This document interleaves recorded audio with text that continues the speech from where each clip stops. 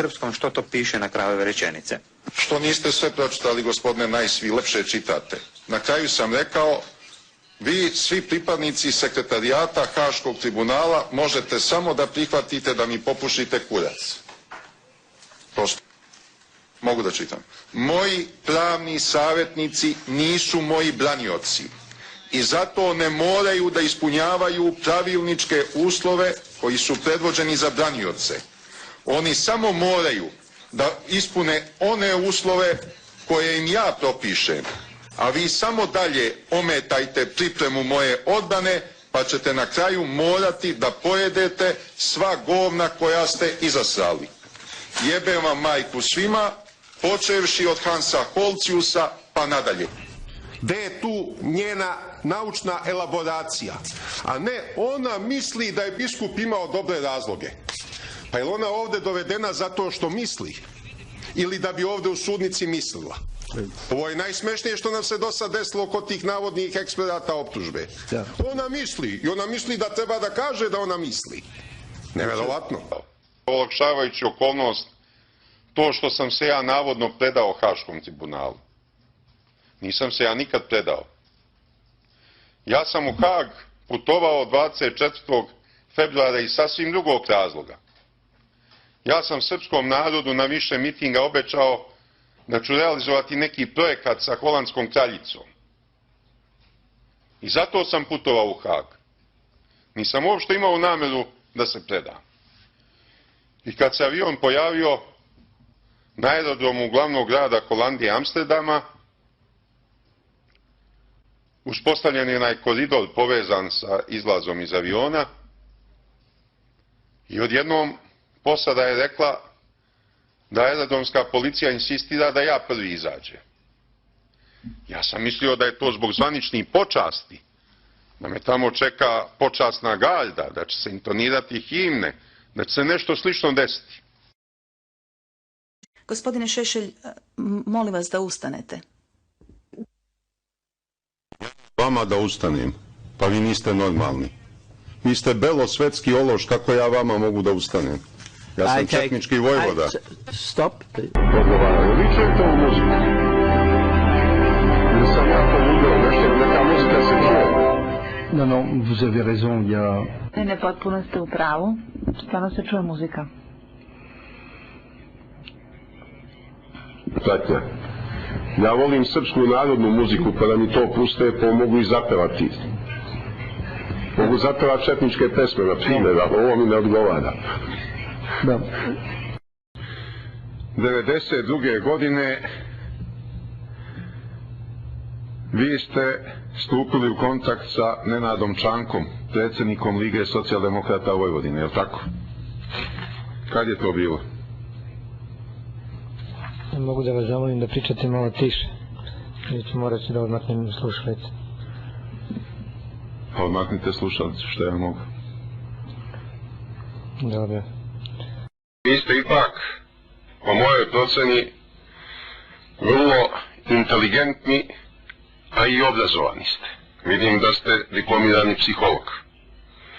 I morali bi da budete svesni da je sa aspekta ustavne uloge Jugoslovenske narodne armije Hrvatski sabor 8. listopada mogao da donese jedino odluku da se zaustavi opadanje lišća, pošto u tom mesecu lišće intenzivno opada.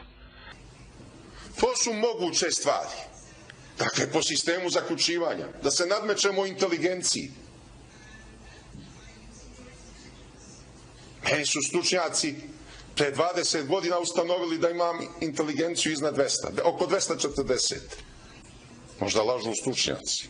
Koliko bi gospodinu Mehmelenu izmerili, ne znam. Pre ovog suđenja mislio sam mnogo više nego što sada mislim.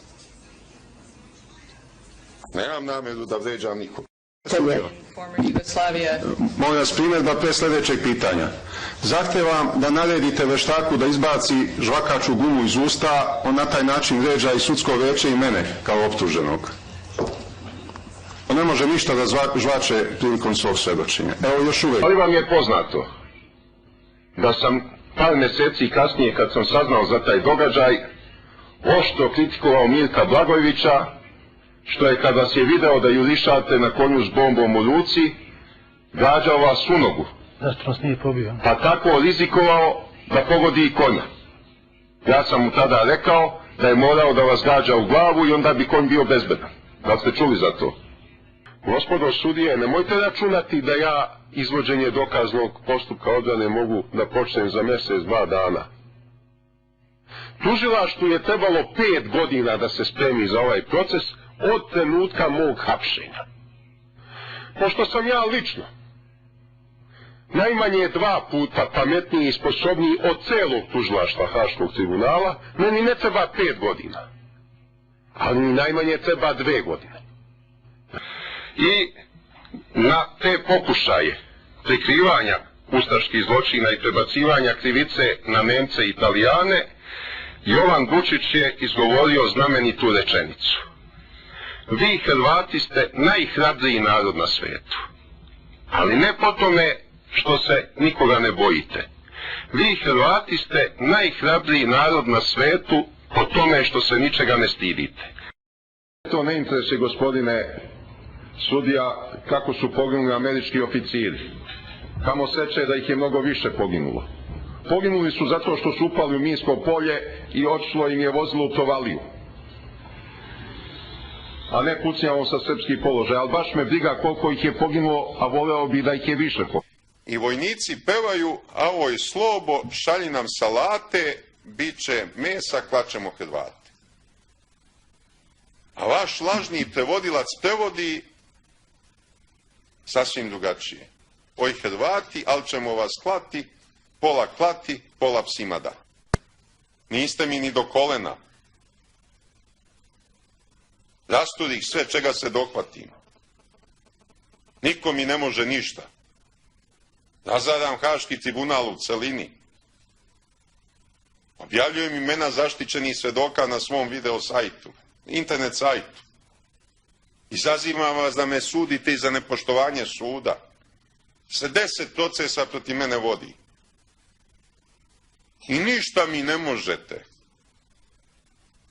Jer sam i moralno i intelektualno nadmoćniji.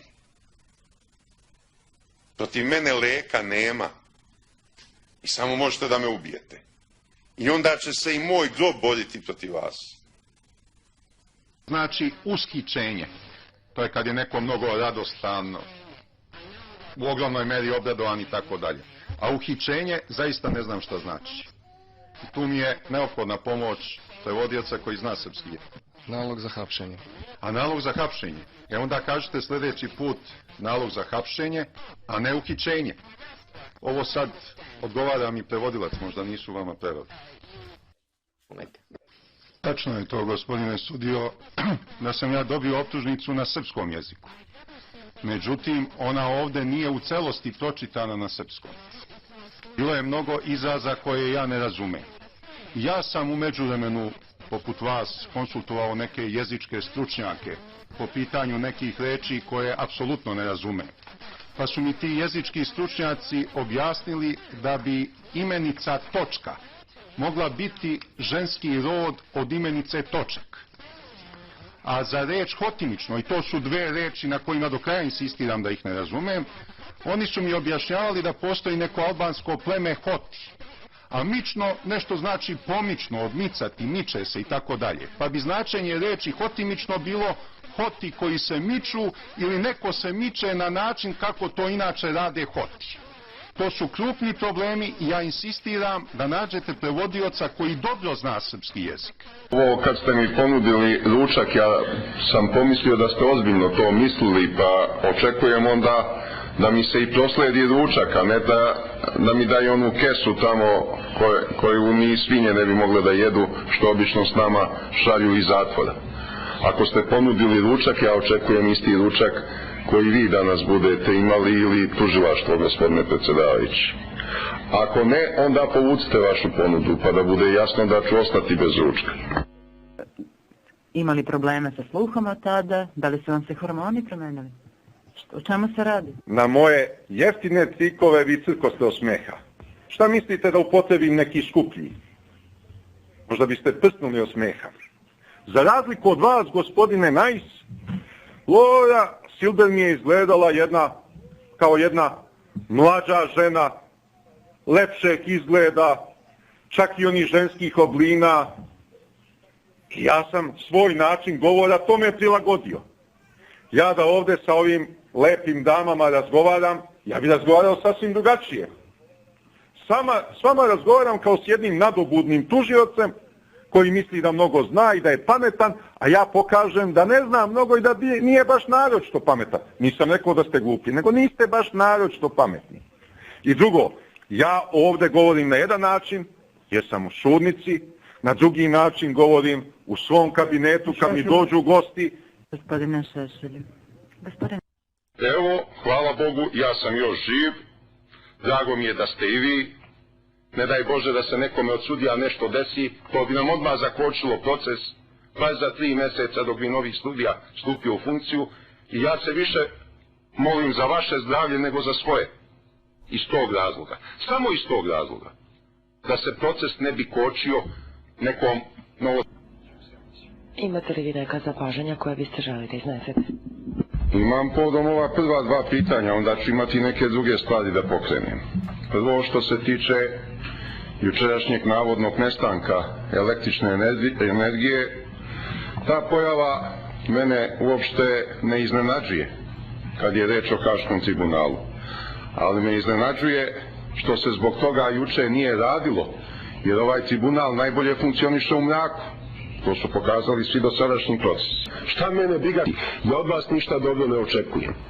Vi ste moji neprijatelji jer dolazite iz zemalja koje su članice NATO pakta i koje su neprijateljske prema mojoj otadžbini Srbiji. Vi meni ništa drugo ne možete biti nego neprijatelji.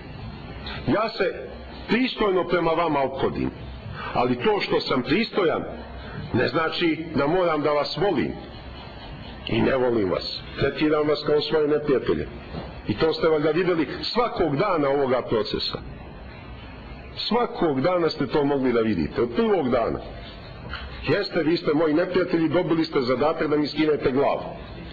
I uradite to već jednom. Da li ste u stanju da gledate u mene dok vam postavljam pitanja? Zašto ne? Pa budite onda ljubazni. Ja volim da gledam u vas, a voleo bi i vi u mene da gledate. Mogu vas pored drugih put gledati, ali ne znam zašto bi vas gledala. Pa, ako vam postavljam pitanja i ako mi dajete odgovor, onda je osnovni red da se u oči gledamo, je li tako? Meni je sudac tu za gledanje. Pa jeste sudija za gledanje, ali kad vam optuženi postavlja pitanje, onda vodite dijalog sa optuženim. I ja ga čujem. Dovoljno je da me čujete, ne morate da me gledate. Da vam nije malo savest uznemirena, pa ne možete u oči da me gledate. Ne. Da vičete sve vreme da biste retorički pojačali to što govorite, te svoje tvrdnje. Vi savršeno umete da govorite tiho kada hoćete.